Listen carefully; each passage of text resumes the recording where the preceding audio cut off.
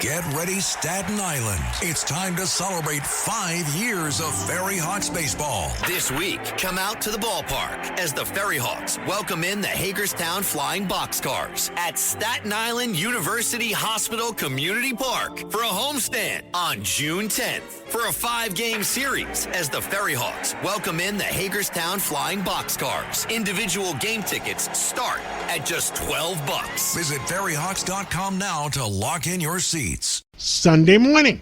Well, with us today is a good friend of mine, Dr. Mason Pimsler.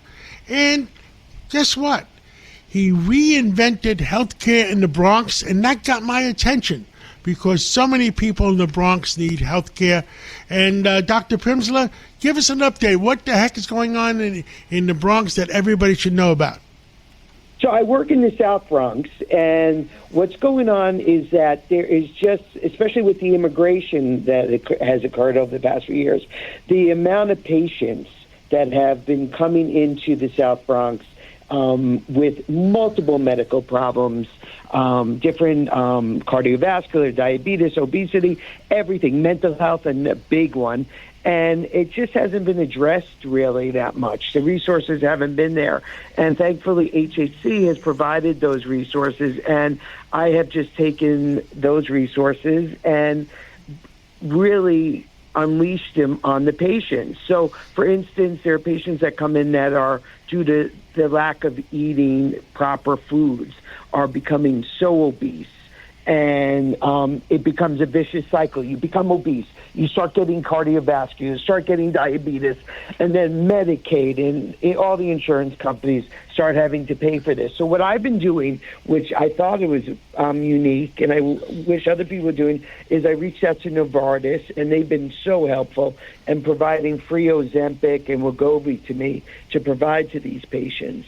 And I use the weight loss drugs that cost thousands of dollars, and I give it to people on Medicaid and that don't have insurance, and we don't have to charge Medicaid or insurance, and I provide it free of charge. So a lot of patients here in the Bronx that are obese and that are developing cardiovascular disorders, diabetes, heart failure, I'm giving these medications. They're losing weight. Their diabetes are improving.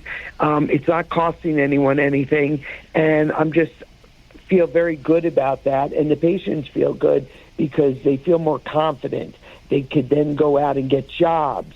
Their health is not becoming a social determinant. Social determinant is a determinant that prevents someone from getting the health care, from getting their diseases taken care of, and from, fully living their full life.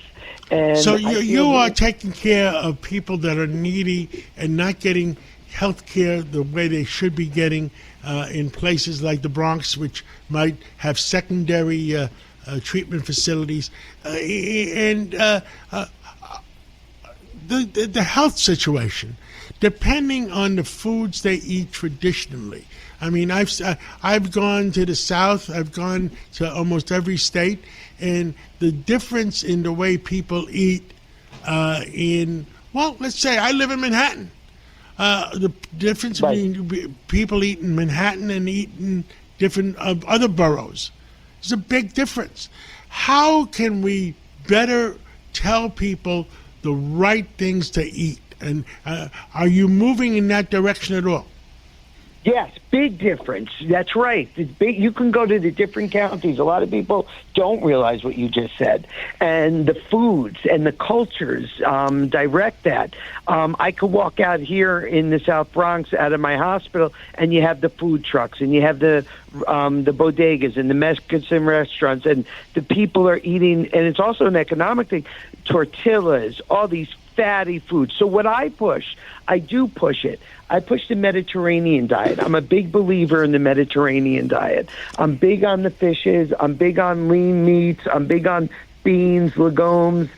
Goya, which actually is a big company and very helpful, is, they do something that I involved with the Dominican Republic Parade. I am a big supporter of.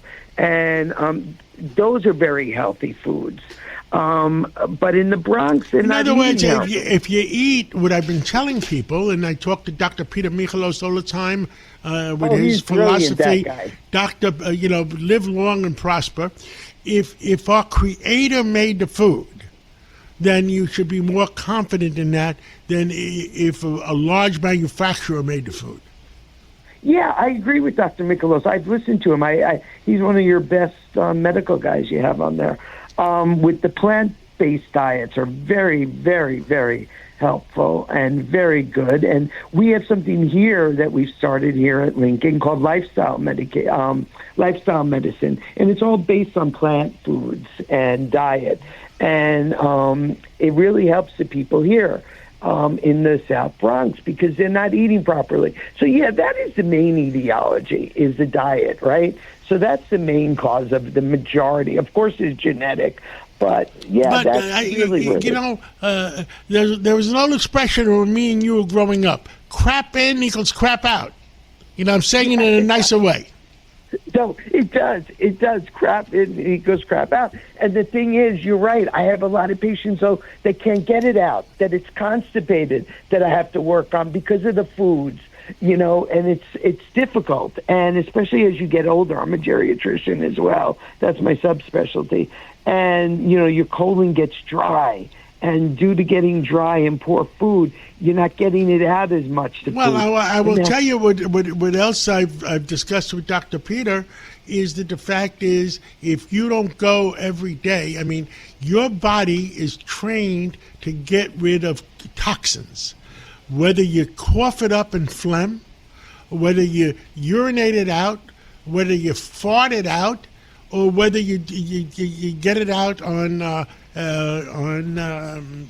whatever. But if you leave it, if you leave it in your colon too long and it has toxins in it, that's what causes colon cancer. 100%. And as you've had my friend Dr. Luis Diaz on there, he will tell you that as well. It is such a big, and that's why the colon cancer rate has gone up so much in people younger than 50, younger than 45, because they're not cleaning their colon out as much. They're eating crap. So bottom line is, keep stuff moving. Otherwise, you got to get the toxins out of your body, and you'll be healthier. 100%. Take fiber. I prescribe to all my patients psyllium fiber powder in their water bottles. I try to push that. It's huge, huge. It'll help it move. Dr. Mason Pimsler, we're out of time, but let's continue to talk because, we want people to live longer. Absolutely, John. It was a pleasure. Thank you for having me on. Be well.